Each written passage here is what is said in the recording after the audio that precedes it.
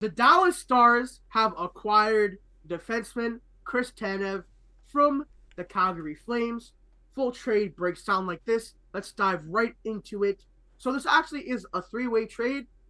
Chris Tanev goes through the New Jersey Devils to get that nice 75% retention. But nobody does cap circumvention at all. It just doesn't happen. But you're allowed to do this. So the way it works is Dallas gets Chris Tanev at 75% of his contract. Basically, New Jersey buys a fourth-round pick for $2.25 million. A fourth-round pick in 2026.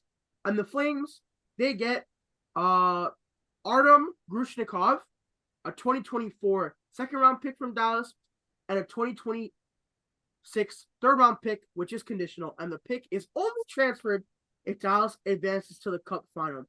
So it's either you get the third or you get nothing, which if it was me, I would have been like, if we don't get the pick, give me a 7. Give me something, That's what I would have done personally. But then again, it is what it is. But Matt, as someone who is a fan of a team in the Western Conference, what does Chris Tanev do for an already decently stacked Dallas Stars squad? Brings obviously some like more veteran presence to the Dallas Stars, a team that already has like guys that have been through it, like Matt Duchene, but just insurance on the blue line. Like it doesn't hurt to have. And Chris Tanev was one of the top names on the trade deadline bait list.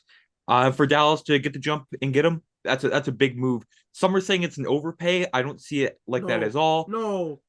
For me, scared money don't make money. So to get the jump on this, to get this done for Dallas, huge move. Agreed. Darius?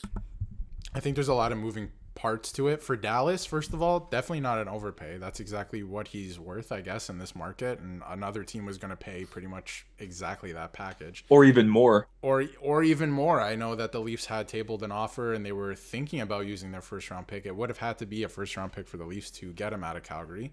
So obviously that didn't happen. I think that's a good thing for the Leafs. But I know like Vancouver tabled an offer too. But in terms of like for Dallas, like Matt said, it's really good insurance move. He's a good defenseman. He's going to be a good defenseman down the stretch for them in the playoffs. And they're probably going to go far. I could see them as a second round, third round team. They could make the final too, right? Like they're a very solid team. So great pickup for them. I'm a little jealous. I was hoping that the Leafs would get them, but unfortunately Kyle Dubas left the Leafs with no second round picks to be able to acquire this player. So I thought if it got closer to the deadline that maybe the Leafs would be in on it, but I knew that they didn't have the assets to keep up with other teams to get him if it wasn't a first round pick. So it sucks. He's gone. He moved a little bit earlier than I thought he was going to. But now everyone, I don't know what's going on now with the trade deadline. It seems like all depth guys. Like I feel like the two biggest fish are gone already. Yep, for sure. And getting a little more deeper into Chris Tanev, obviously, not much of an offensive point producer. That's not what they're getting him for, though. 14 points in 56 games this year, only 1 goal. But you are getting Chris Tanev, Matt, like you said, to come in and be that steady. I think right shot defenseman on that Dallas blue line. And the Dallas blue line, that is already pretty good. Right now, we don't know where Chris Tanev is going to slot in. But of course, a top 6 of Thomas Harley, who's having an unbelievably good season. I think he's almost at 20 goals. Leading NHL defenseman in goals, isn't he? He's up there. So he almost has 20. Has 20, which is crazy. Solid. And then playing with Thomas Harley is Miro Heiskanen, also pretty good. Second, and then you have Esa Lindell and Yanni Hakanpää, 2 solid big defensemen. They have a big defensive core. They're huge. They're all like 6'2" plus or whatever. You add Chris Tanev. I probably Niels Lundqvist comes out of the lineup, and that is formidable for me as anyone. But I think it's a great trade for Dallas. We'll see if they try to go on a run at re-signing him. Maybe not. He's 34, has a little bit of an injury history. Do you guys think Dallas should, give Chris Tanev an extension, or maybe wait for just have him for this playoff run? What do you guys think about that? I think right now you kind of view him as just a rental, and anything other than that is a bonus. Yeah, I think Dallas acquired him knowing he's a rental, and that's exactly, I think, what he's going to be. I think next season he either ends up in Toronto or Ottawa. So I think for Dallas, he'll be a rental. Yeah, I feel like that might be the move as well. I don't know if Dallas has any other like young prospects coming up in terms of defensemen. But hey man, I think with Harley and Heiskanen, you're probably okay. You're okay for a while. You're okay for a while. But let's talk about this trade from the Calgary Flames side, because the Calgary Flames are gonna make or break this trade deadline. They've already made 3 deals, including the Tanev trade. You had Zadorov go to Vancouver, Elias Lindholm go to Vancouver, and now Chris Tanev is heading over to Dallas. And they still have guys like maybe Jakob Markstrom, Jacob Markstrom. He moves somewhere. I know ahead of him that guy's all but guaranteed to be traded with the contract stuff. We'll obviously keep you guys updated. But what do you guys generally think of this return? Artem Grushnikov, not a hugely highly talented prospect. I think he wasn't that high in the Dallas Stars system. I don't know. Calgary has a really good system too. I don't know how he'll be there. Second round pick, maybe a third. Darius, is the return a little underwhelming for a Chris Tanev type player? Not underwhelming. I think it's on par with Chris Tanev. He's a UFA, and he's not a. Do you think Chris Tanev is a needle mover? I'll put the ball back in your court. I don't know if he's a needle mover. I think, like Matt said earlier, he's depth, but not just like low end depth. He's super high end depth. Yeah, like he's really gonna make. I think he's more of a solidifier than a needle mover. So yeah. I think that's a good deadline move. I think if he was signed for another year or two, then the return is more, right? But I think you get like I don't know, is it fair to say like B-level prospect, and then, second round pick in return, which could turn into something, you never know, right? Yep. So decent return on the Calgary Flames side. And I mean, it's a wholesale fire sale for the Flames now. I think Hannafin's gone too. He's going to end up like in Boston or something stupid Tampa? like that. You're saying Tampa? Maybe Tampa. Tampa's in the mix for the playoffs. Like they're right there in the final wild card spot. So that should be interesting to keep an eye on too. But he wants to play in the States, so he's probably gone. He's going to sign an extension wherever he goes. But if you look at it from the Flames side, again, lots of prospects. They're building up to a new window. Like, I don't think Huberdeau and Kadri even match that window anymore. They could be gone at some point in a couple of years. So I don't know what's saying about Huberdeau contract, but even if you retain it at half, that's still Jonathan Huberdeau. Hey, I just don't think he matches the window like going forward, right? But like, I will say though, credit to Jonathan Huberdeau. He has been pretty good since like December. Like he's been solid. The Flames have been decent. Like they're just not that great, unfortunately. They're such like a confusing team, because looking at it right now, 23 games left in their season, and they're only 5 points back of the second wildcard spot. Like obviously that second wildcard spot is going to be the Vancouver Invitational. Like whoever gets that is going to get slaughtered anyways. But everyone's treating them as like, oh, their season's finished. It's a wholesale fire sale. Come one, come all. Come get whoever you want from the Calgary Flames. So I just don't really understand. Like, sure, I know to do that, because if you make the playoffs, you just said it, Matt. If you make the playoffs, you're gonna get eaten alive, most likely by the Vancouver Canucks, right? And what's the point of making the playoffs? Like, they can still do it even if they do sell off all these guys. But I think in this situation they are in right now, they have to. You have to get whatever you can get back for all these guys. Yep. They don't match your window. Get rid of them. You're not going to be good. Yep. If you're not going to be good, then start over. That's it. That's fair. Yeah, like get something for them instead of them pulling a Tavares. We'll stay with you. No, it's see you free agency. Yeah, get him out anyway. Here. Yeah. Get him out of here. But and they could still make the playoffs. Sorry to cut you off, Nick. They could still make the playoffs, but that doesn't mean hang on to these guys and like you're good. Yeah, stupid. It doesn't. The West is terrible. Something that was being hammered home is like, remember when the Leafs were like kind of good earlier in the Matthews era, but they self-rentaled everyone when they could have traded guys like James Rennie. See, same idea. Yeah, exactly. Same idea. Of course, but Grushnikov, he was 10th on Scott Wheeler's rankings of Dallas prospects. And according to Corey Pronman, who was the Athletics prospect writer, he's has a chance of making the NHL tier. So, he's okay. Nothing too crazy, but it's all right. But one thing I did want to bring up to you guys before we move on is, let's talk about this real quick. I'm curious about your guys' thoughts. So, this is a tweet from James Johnson at James Johnson YYC on Twitter, of course. So, out of Calgary since Craig Conway took over, Elias Lindholm, pending UFA, Tyler Toffoli, pending UFA, Nikita Zadorov, pending UFA, Chris Tanev, pending UFA.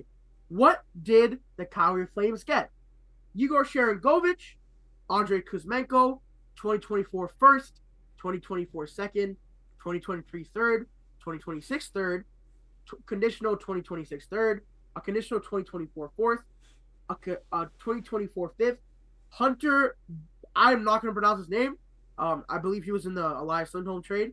Artem Grushnikov and Yoni Yermo. Matt, looking at that, is that good or bad? I mean, all those picks, it's all right, but like the only player out of that list that even like Sharon Govich, but Kuzmenko is like the only notable name out of that list. Obviously, like the rest are prospects, but like for those four players that you listed, like Lindholm, Toffoli, Zadorov, Tanev, you would hope to get a little more.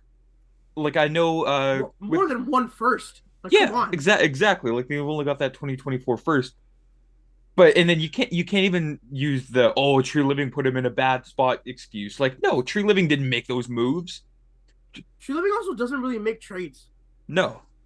Like aside from like the flubbed Matthew Tkachuk trade, which he was kind of forced, like his plan was forced. He doesn't really make a lot of trades.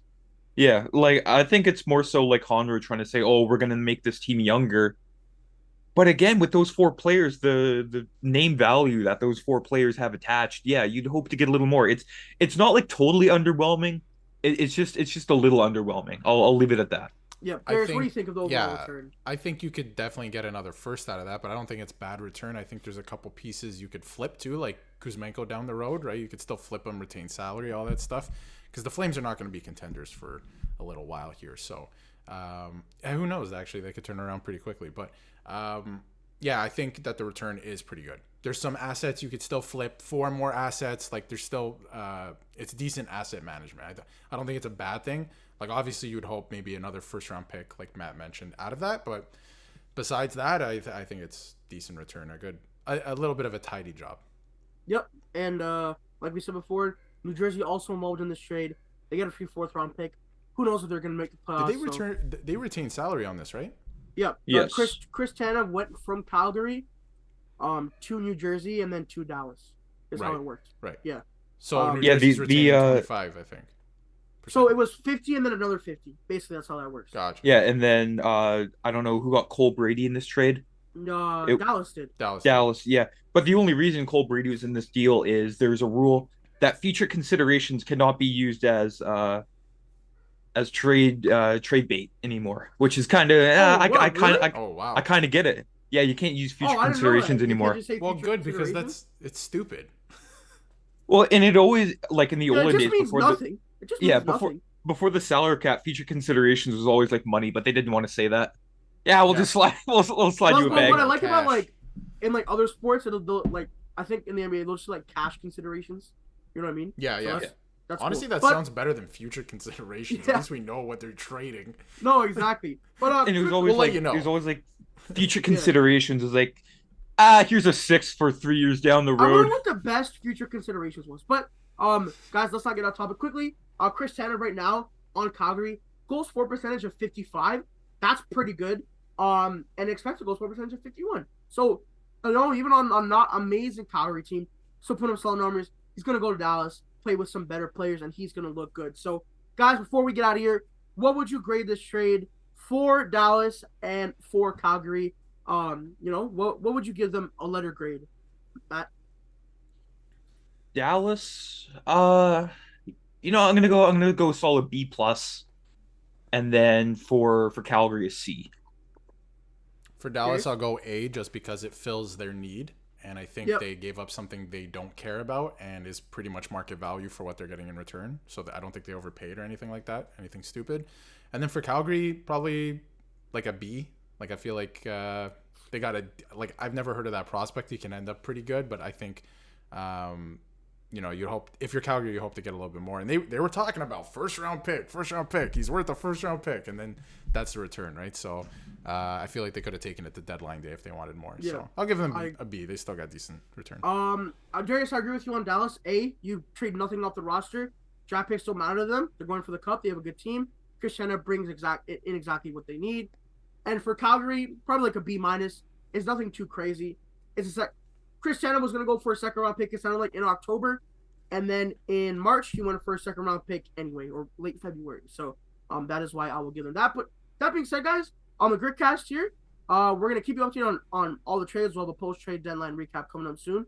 But Chris Tanev, one of the bigger dominoes to fall leading up to the trade deadline, and he is officially a Dallas Star. For more content, visit our YouTube channel and check us out on Spotify and Apple Podcasts. Don't forget to follow the guys on social media at Matt_Mondays, at Nick LaFlame, and at Darius Dominguez.